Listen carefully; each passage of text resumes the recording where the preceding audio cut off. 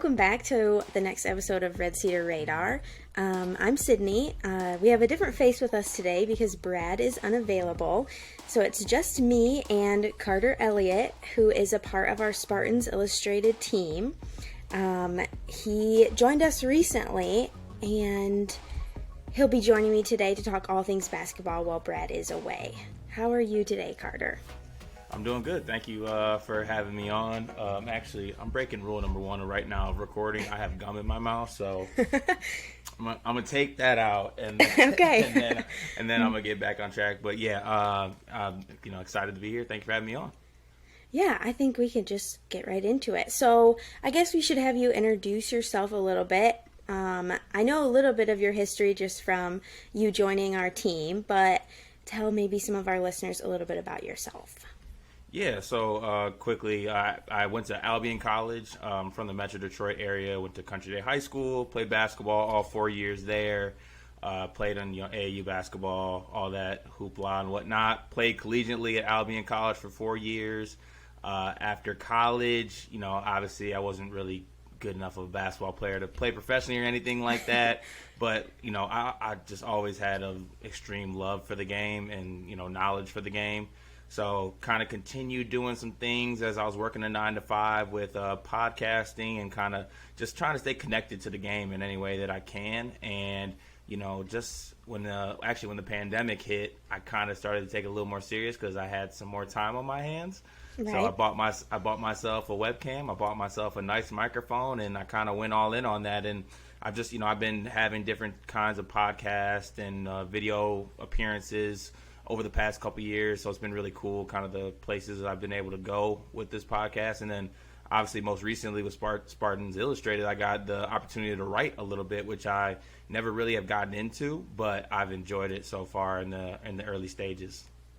Yeah, that's awesome. I didn't know that you were never a writer before. I couldn't tell by reading your stuff. So that's good. I wrote in I had like a Substack newsletter, but obviously that's a little different than like sending it to an editor and having it torn apart and, getting on me about my grammar. In Substack, I can just kind of say whatever I want. But I've enjoyed it so far. I'm always kind of up for new challenges and things like that. So it's been exciting. You just recently put out a preview for the Buffalo game. Is that right? Yes. Is that for subscribers only, or is that open to everyone? Do you know? That's open. That is free. Okay. Yeah, so check out his work. I highly recommend people checking that out. Yeah, absolutely. I kind of like doing the previews because, I watch a lot of college basketball, but when I actually do previews, it gives me a chance to actually watch games of that team. And I like to do a lot of things based on kind of eye tests instead of just reading box scores and things like that. Yeah. So it gives me an opportunity to watch teams and kind of break down basketball, which, I've always enjoyed doing. Yeah, I like that too. So his stuff is good. Check it out on Spartans Illustrated.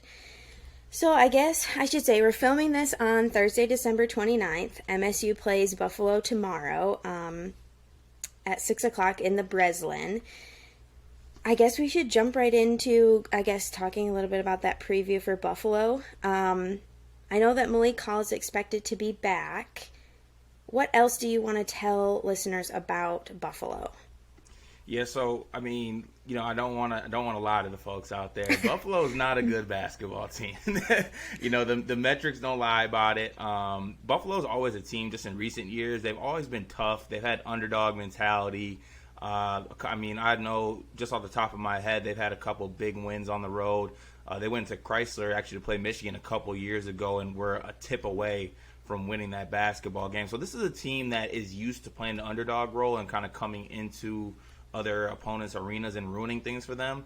The talent isn't necessarily on the level it's been in the past couple years, but these are big wins. These are big opportunities for teams to get wins against teams that can boost your metrics. So metrics are a big part of college basketball right now. You have the net rankings, all these different type of rankings that get kind of factored into what your seeding is going to be come March, and it counts if you win games, quote unquote sexy or something. You want big wins. You want 20-point blowouts that looks good. People watch it and they're like, "Oh, that's beautiful." To reference the last game against Oakland, Michigan State actually dropped in the net rankings and other rankings because Oakland was a 300 level Ken Palm team, and they kept it kind of within 20 points. So even though we Right. won the basketball game, which at the end of the day is great, you want to make sure that you win some games by a good margin. And I think they'll have a good opportunity to do that with this Buffalo team. And, if you would have told me in the summertime that Michigan State would be 9-4 at the end of 2022, first of all, I'd question if you were lying to me or not. And then two, I'd be like, oh yeah, I'm happy. I'm ecstatic. I'll take that after the gauntlet of the schedule we went to. So I think it's another game to kind of get under our belt, get a win at home. And then, we got the rugged Big Ten schedule coming up starting. I think we start with Nebraska in the start of 2023, and then we move on into Michigan at home. And then after that, the schedule really gets rough. So we got to get wins when you can. Yeah, absolutely. And this has been talked about a lot, and Brad and I talked about this before, but they had a nice long rest over Christmas break. No classes, no exams, all of that stuff done. I expect to see a well-rested team, a team that looks a little bit more put together than what we've seen before. What's your opinion on that? Yeah, I mean, this is the first time I think that we'll have a fully healthy team since Malik Hall first went out. So I think earlier this week in Coach Izzo's media availability, he said that Malik Hall will be playing in this game. Now, he'll be on a minutes restriction, but, at the end of the day, we're going to see Malik Hall in uniform without a boot on his foot, and that should bring a smile to everyone's faces. Yes. And it actually felt good because when I was writing my preview, I have an injured section, and there was nothing there. I didn't have to put any players in the injured section, so I was like, That's yes, nice. Let's go. We have we got a fully healthy team, and then we're also added Keon Coleman from the football team this week, which I think will give us actually some wing depth and some wing options as well. So, you want to have a fully healthy team, especially when you don't necessarily have the best depth of any college basketball team in the country. So if we can get our main guys healthy and just kind of ride them out throughout the season, I think we'll put ourselves in a good spot. Yeah. That was going to be something else that I was going to talk about. What's your opinion of Keon Coleman joining the team? Yeah, I mean, honestly, I think we need a guy like Keon. I mean, he's 6'4", and he's all of 6'4", too. It's not a fake 6'4". It's not the depth chart 6'4". Right. Like, I was listed as 6'9" on my college depth chart, and I'm about 6'7" on a really good day. He's legit 6'4", 200-plus pounds, strong, athletic. He's very confident as well. He doesn't really fear anything. I mean, I don't know if that's a football player mentality or just him as a person mentality, but he's a guy who I could see us putting out there, honestly, and maybe giving us some minutes defensively. I mean, last game we had Pierre Brooks kind of in the doghouse with Coach Izzo, and we're looking for wing options. We don't have Malik Hall, who's out, and, we went to guys like Jason Witten. So, I mean, I think you could put a guy like Keon Coleman in the game and maybe steal 5 or 10 minutes there, getting your guys a rest or if foul trouble arises. So, I'll never complain about having more bodies when we don't have a lot of bodies currently. So I think it's a positive thing for the basketball team.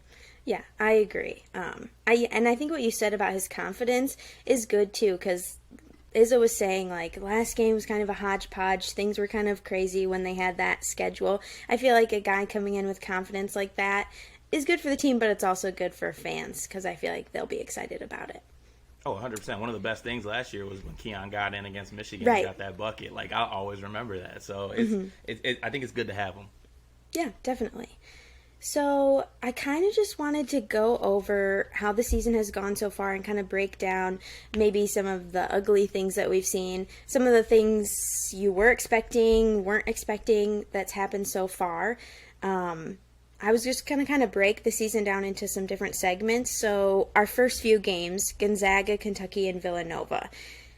Any thoughts that come to your head just when thinking back right off the top of your head?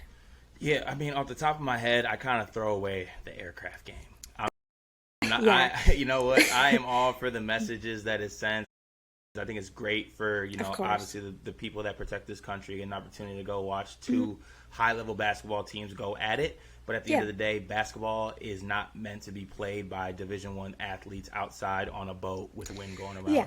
That's just Maybe the way not. it is. But so I'm going to move on to the other games. I mean, yes, absolutely. I think that the win at Kentucky was huge, just for pure confidence standpoint of our team. I thought you saw a team that kind of had an identity and a DNA, and they had a team that kind of played like they had a chip on their shoulder. And, obviously Kentucky struggled a little bit, so that win's not looking maybe as good as it looked earlier in the year. It's still going to be a good win. A win against Kentucky is, I think, always going to be a good win. But then you go back to the flip side of that Villanova win. Villanova's been playing a lot better as of lately. They got Cam Whitmore back, who's probably a top 10 NBA draft pick. They're starting to get healthy. So I think that win's going to look better as it goes on throughout the year. So I think that we have managed to, get through that hard part of the schedule, okay? And then the injuries hit, and then a little adversity hits, and, you lose a leader and one of your best players in Malik Hall.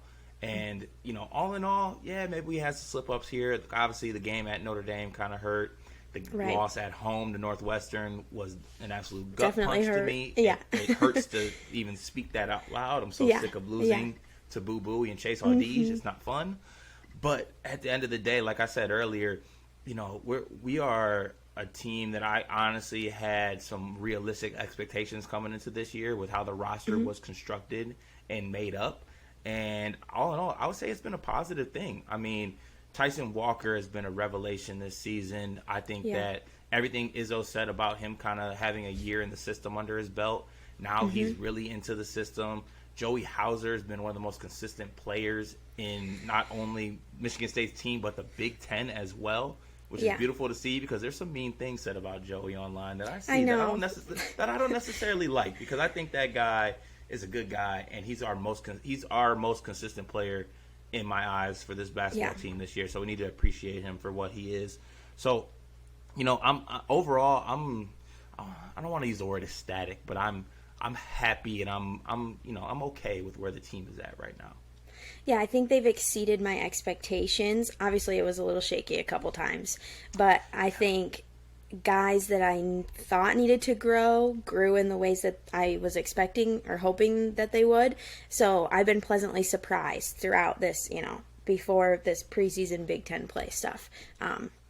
They did some things that I was hoping that they would do, which is credit to Izzo. And I shouldn't have ever doubted him, but I did a little. Yeah, I said coming into this year that for everyone that was complaining about, the roster makeup and not going in the transfer portal, and when I say everybody, I also chimed in on that as well. I'm not going to lie. I did. It is what it is. But, with that comes opportunity. Like this, at the end of this season, depending on where this team goes and where they finish and, let's say how far they go in the NCAA tournament, this could be one of Izzo's greatest coaching jobs in his whole tenure, just based off the roster makeup, the doubts that came into the season. Like, though we might not have put ourselves in the best position with the makeup of this team, with that makeup kind of comes more opportunity for a great coaching job. So I think Izzo's done great so far, and obviously the injuries hurt.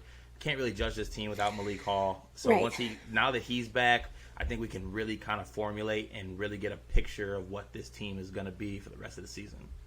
Yeah, and with Big Ten play coming up, we can kind of move into that. I feel like having him back and adding Keon Coleman, I feel like, and this is me, I have told this to Brad before, I am always optimistic, probably to a fault, about MSU basketball.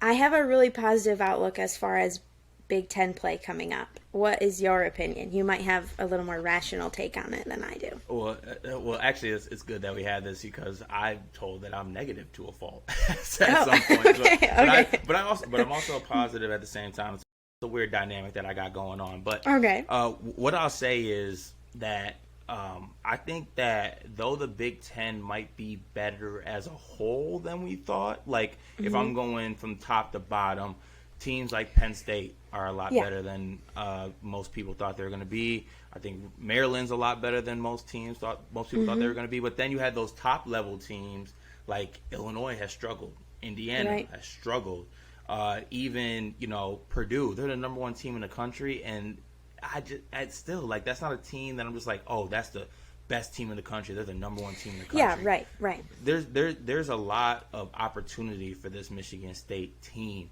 I think when I talk about floor and ceiling, because of how the conference is made up, like I could see Michigan State making their way into the top four of this conference, and I would not be surprised. But also at the same time, in the same token, if I see them at like 8th or 7th, I also wouldn't be that surprised. So, I'm really gonna get a good look at what this team's gonna be with Malik Hall back into the fold.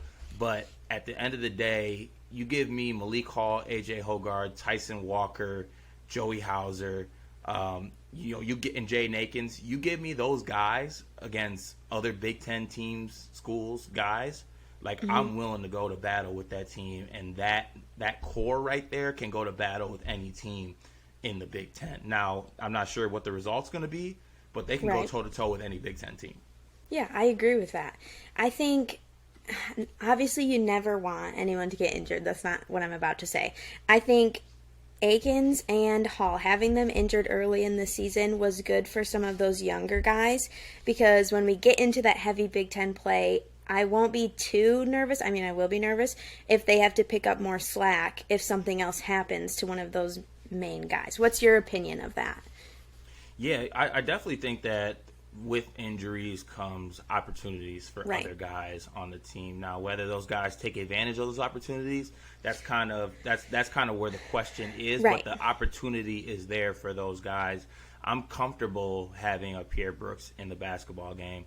I think defensively he does still have a long way to go. Yes, I agree. But he has no problem shooting the ball. And you know what? I'm all for guys who get in and they know they need to shoot the ball.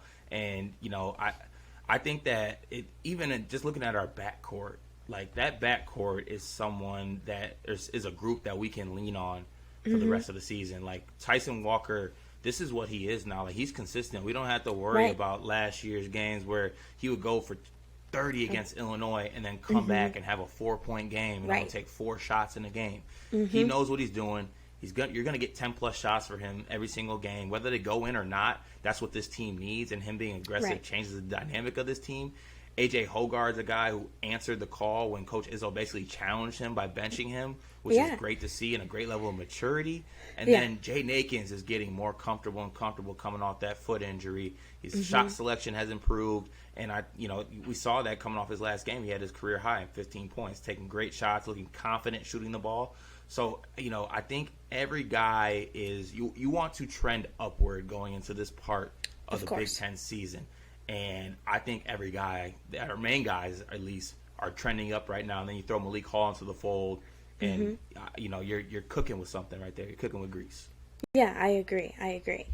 So we kind of touched on a lot of the points that I had, but can we talk about Michigan specifically? Because that matchup is coming soon. I don't mean to skip over Nebraska. No offense to Nebraska. But you could skip over Nebraska. Okay, yeah. To talk about Michigan, I've been watching some of their games. I haven't watched all of their games, just whenever it's on and I'm in front of the TV, which is not very often. But what do you think about Michigan State's chances against Michigan, at least in this first January 7th matchup at home? Yeah. Well, first off, I feel like if I'm going to talk about Michigan, I got to talk about their podcast first. So everyone go subscribe to Round Ball and go listen to Marty Mush and Jordan Bohannon and the center from Michigan's basketball team, spew thoughts about how we always talk about them when we don't actually care. If anyone's wondering, But anyways, if you're really quiet, you can probably hear Hunter Dickinson mentioning a Michigan State fan in the right background. now. But in the background. But they're a team that I think I think you pointed to the fact that injury leads to opportunity. Their backup point guard, Doug McDaniel, freshman, smaller guard, but like tough as hell. I've been impressed with him actually. Yeah, I've been extremely impressed by him. Like, if that's a guy who's on the court with me, like, I'm just going back to like my basketball playing days. If I have a point guard that like I can go to war with, and I know he's gonna be there for me, and like he's gonna be in the trenches with me, like that improves a bunch of things. And he's a guy who's just a gamer. Like, for what he lacks in size, he's not scared of anybody, and he's a gamer. So I think that this Michigan team is going to be better than they were with Jalen Llewellyn. But with that said, this team has issues. Like, Juwan Howard is an emotional wreck right now. You don't know what he's going to do. Hunter Dickinson is, predicting his stats that he's going to do before he goes into games, and then he loses the games. Like, it's just, there's a lot going on with that team. I don't know if they have the shooters surrounding Hunter to kind of get the best out of him. So, I looked at this Michigan team as a threat coming into the season, like in the Big Ten, because of guys like Hunter Dickinson. Jet Howard is one of the best freshmen, not only in the Big Ten, but in the country. So I think he's a guy who we definitely have to worry about. But this Michigan team, they're kind of in turmoil, I think, right now. I would say, that's a good word for it. Yeah, I think I'd say they're in turmoil. But at the end of the day, for all the shots and all the things that people say about Hunter Dickinson, on any given night, he can give you 25 and 10. Of course. That's the capability he has. Jet Howard is an NBA-level wing scorer as well. But at the same time, this Michigan State team is in a way, way better spot than the Michigan program is. So I like our odds kind of in that matchup. But we all know how this rivalry goes. Like I feel like we could be the number one team in the country, undefeated with 20 straight wins, and Michigan could be somewhere in the 350s in Ken Palm, and we'll somehow split with them. Like I feel like that's just the way it goes. That's just the way it goes. We'll split. But Michigan isn't a basketball team that strikes fear in anybody right now, I don't think. Yeah, I agree with that. I was hoping that you would feel the same, and it wasn't just me, obviously, again, being wrongly optimistic. No such thing as wrongly optimistic. Yeah. So we play them at home first, which I also like, because I just feel like that always makes it better. The only other one that I wanted to talk about as far as like Big Ten specific matchups is Purdue. You touched on this before. They're number one right now. How do you think we will fare against Purdue? That game isn't until January 16th, and you've mentioned this before. There's tons of things that will happen in between then and now. But from this point in time right now, if we were facing Purdue tomorrow instead of Buffalo, what do you think as far as our chances? So earlier I said that I'm not convinced that Purdue's the number one team in the country. Right. And when I say that I'm not convinced they're the number one team in the country, Purdue is a top 10 basketball team in the country. Of course. No doubt, no doubt in my mind. I just don't think they're the number one team. Now that's obviously they're undefeated at this point. Right. Zach Edey is the National Player of the Year front runner right now. I think he'll run away with that award, honestly. I don't really see who's going to challenge him at this point. But going back to Izzo and having a great coaching job, he's going to have a masterclass against this Purdue team. I think that Edey is a guy that you got to scheme for. So you got to scheme for him, and I'm not sure what the way to go is. I mean, personally for me, I would be like, let him get 40 and 20 or whatever he gets. But let's lock down the three-point line. I don't think they've shown to be knockdown shooters this year.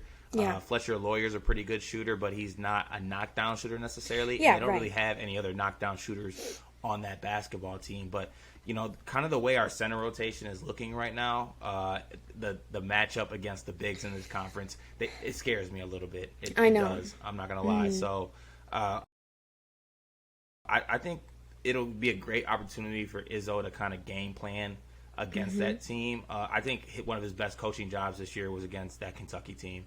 I think he did a great job of kind of preparing his team and executing against Oscar Tshiebwe, the National Player of the Year last year. So I think he'll kind of have that same type of mentality and game plan against that Purdue team. Yeah, I agree. I think Matt Painter is a great coach, even though that pains me a little bit to say that. So that will be a fun game to watch from a coaching standpoint from both of them, because I think they're a good matchup for each other. Oh yeah, when it comes to X's and O's, honestly, like there's not many coaches I'm taking over Matt Painter. Just pure X's and O's standpoint, I got a love and affection for Matt Painter, even though I am a Michigan State fan. I appreciate good basketball. Yeah, and I think he's a good guy. Never met him. That's just the vibe that I get. Yeah, he doesn't get upset and cuss at his players and assault other coaches. So that's two check marks in the right box for me. Yeah. Anything else that you want to say about Big Ten play coming soon? I just think it's imperative that this team stays healthy. We're definitely a tweak ankle away from, struggling at some point. So I think health is imperative. And me personally, the way I feel, I think that we need to kind of just ride our top 5 guys, like I said. It might hurt us down the stretch with those guys getting worn out. Yeah. But I just think we need to kind of just ride our main guys and go to battle every single night. And look, the Big Ten is up for grabs. Like I think it's there for the taking. I think that any team can make a run. There's a lot of teams. I mean, Illinois right now, who everyone picked to be who many picked to be the Big Ten favorite, currentently sit at 0-2 in the Big Ten. Like that's a tough hole to dig out of. And it sucks that we're 1-1 because I think we should be 2. We should be 2-0. Yeah, won that I Northwestern agree. game. Oh, sorry, my dog's that barking. Penn State win on the road was huge. We should be 2-0 right now, which sucks. But I think we're in a good position. I'm interested to see what this team obviously looks like with Malik Hall back, but I think we're in a good spot right now, and we're going to have an opportunity to go to battle with these other Big Ten teams and kind of just let the chips fall where they may. Okay, so we've kind of covered the teams as a whole and kind of talked about future directions. I wanted to ask you, right now, who is your most exciting player to watch on this team? Ooh. I have one if you want me to give mine. Exciting? I think I'll go Jaden Akins. I think Jaden Akins is the most exciting player in this team to watch. I think the combination of his athletic ability and also, I think he has a knack for getting his own bucket. I think definitely. I think I'll go Jaden Akins. Tyson Walker, close second with that. Okay. I would say Joey Hauser for me because I feel like he deserves the way that he's been playing because of the struggles that he's had. And because of what you said before, how mean people were to him on Twitter. He deserves a good season. And I just feel like he's been a constant while Jaden Akins and Hall have been up and down and things have been kind of crazy. He's just always been there pulling more weight than he needs to. So I think he's my most exciting. I love that pick. So have you been a Spartan fan all your life? Yeah, so it's actually kind of it's funny. Well, I guess it's at least a funny story to me. Okay. My parents didn't go to Michigan State. They're not really big college sports fans in general, even. So my earliest basketball memories though, and following basketball teams were Darrell Summers was one of my that was I think who made me kind of fall those Darrell Summers, Kalen Lucas, Draymond, Knicks, all those guys just made me fall in love with Michigan State basketball. And I just always Michigan State's mentality too. I was feeding into the Michigan, I'm good with the entitlement and the thing we're better than everybody else. I want to get behind a basketball team and a coach who just has a little bit of a chip on their shoulder. So my earliest basketball memories were just watching those teams play, and I just always just kind of love Michigan State Michigan State athletics in general. Michigan State the place. If I didn't go to Albion, I was going to Michigan State just to be a student. But I love everything about Lansing. Yeah, it's a special place. East Lansing is. So going off that question, now that I know a little bit of a background, what would you say? This is our last question. You can think as long as you want on it, but it's a big one. It's an important one. It matters to me. So, what is your favorite MSU basketball memory? It can be anything. Ooh. I'm a big I like memories and hearing people's favorites because they're always so different. So I like that sort of stuff. And I sprung that on you, and I didn't prepare you for that before, so that's my fault. You did. Can I name 3 or do I have to pick one? Go ahead, name 3. I love it. Okay. These are the 3 that immediately just came to my mind. Okay. Okay, good. So, the first one is going to be Cassius Winston in the Breslin Center when he hit that 3 in the pullback in the corner, and then he got the steal, and Juwan came onto the court and got the technical, and Cassius Winston hit another 3. That was one of the loudest I think I've heard the Izzone in a long time, and Cassius Winston is probably my favorite Spartan I think ever, honestly. Yeah. So that's up there for me. And then going back a little bit, Kalen Lucas at Ford Field gets the and one against Kansas, goes to the corner. Him and Chris Allen had the low high five in the corner. I thought that was one of the coolest things ever. And then of course, I gotta go. Kenny Goins hitting the shot Oh, against of course. Duke. Like that. Yeah. That whole game just unbelievable. I mean, that Duke team's talent: Zion, Cam Reddish, Yeah. R.J. Barrett, Trey Jones. Like that was a disgustingly good basketball team. And Oh, yeah. we were able to beat them. God, I wish we would have won it all that year. I still think we should have. It really sucks, but yeah, I think I would go with those three. Yeah, those are amazing. I was in the zone when Cassius, when we beat Michigan, and I literally still get goosebumps when I think about it. Just something else that came to mind when we were talking about this, and then we can wrap it up. But I think in 2020 that team would have won the national championship with Cassius Winston leading them. How do you feel about that? I feel strongly about this. So. Oh, 100%. And I don't listen to anybody who tries to say that I can't project what that team would have done, because I definitely I know it in my heart. Would have made a run. I know what would have happened. You can't tell me that wouldn't have happened with the way we were playing. With Cassius Winston's final ride in a Michigan State uniform. You tell me he wasn't winning at all? He was. It would have It's devastating. He would have got it done. It really is. Yeah. It really is. Yeah. I know. Rocket Watch just tweeted something out. It was that play from that game. Someone reposted it and said, they would have won it all. And then Rocket Watch reposted it and tagged Cassius, and I just almost cried a little bit because I was like, oh, I wish. I know. Yeah. Oh, man. That dude was magician. I know. I think he's my all-time favorite Spartan player also. Cassius. Oh, he is. I mean, obviously, he's not like the NBA talent. He's not like the right. NBA Hall of Famer like Magic Johnson and Draymond, and even guys like Denzel Valentine's career as a Michigan State Spartan up there is one of the best. But I don't think anybody hated. No one hated Cassius. The way he played was just played the game so right and so beautifully. And man, he was a bucket.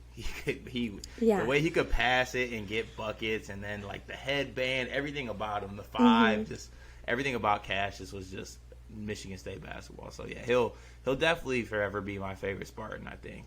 Unless somebody else comes along. Yeah, you know what? And I welcome that. I want someone to come and try to take that spot. I would love for that to happen, because that means we're good. Right. I think that's all I have for you today. It was a pleasure having you on, and maybe we'll do it again sometime as basketball, picks up for the rest of the season. Anything else that you want to share with our listeners before you go? No, thanks for having me on. I look forward to the next time I get to come on and talk Michigan State basketball. It's one of my favorite things to talk about. And Absolutely. Michigan State in general is one of my favorite things to talk about. So I appreciate you having me on, and I look forward to watching Michigan State the rest of the season. Thanks for joining. Bye.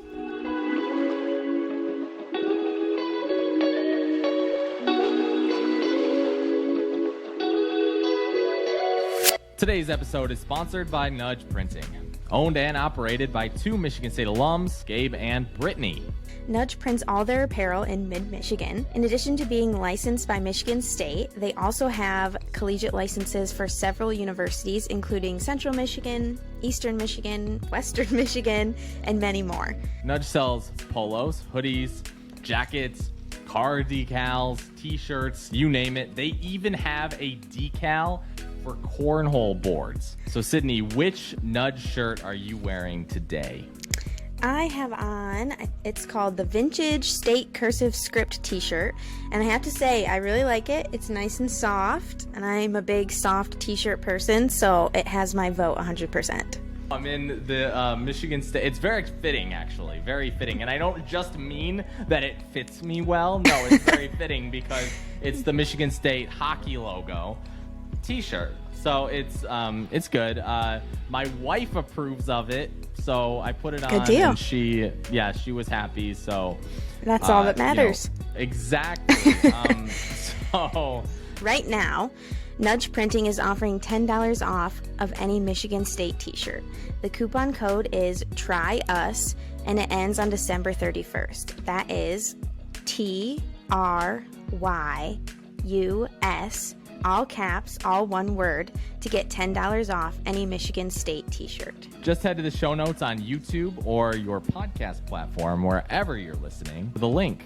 Or head to nudgeprinting.com. That is nudgeprinting.com.